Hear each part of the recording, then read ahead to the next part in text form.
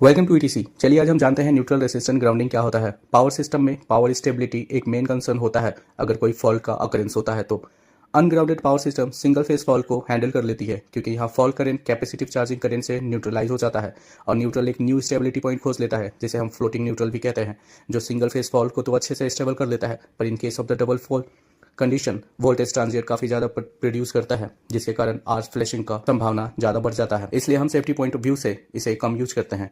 In case of solid grounded system neutral stable होता है, जिसके कारण वोल्टेज एंड करंट इंसुलेशन पे स्ट्रेस कम डालता है। सिस्टम की फेलियर की संभावना भी कम हो जाती है। सॉलिड ग्राउंड सिस्टम में फॉल्ट को क्लियर करना इंपॉर्टेंट होता है, ना कि फॉल्ट को मॉनिटर करना।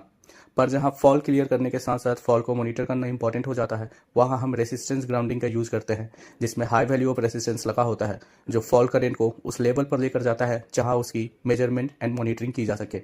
साथ ही साथ रिले कोऑर्डिनेशन के साथ पावर सिस्टम को ट्रिप कमांड भी भेजा जा सके।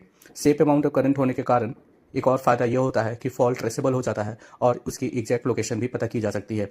फॉल्ट करंट को समटाइम रिएक्टेंस से भी मिनिमाइज करते हैं, पर रिएक्टेंस मिनिमाइजेशन को fault current transient voltage increase कर देता है, जिसके कारण आर्क फ्लैश ओवर होता है। इसलिए हम इसे ज़्यादा प्रीफर नहीं करते हैं। Follow ETC for more detail.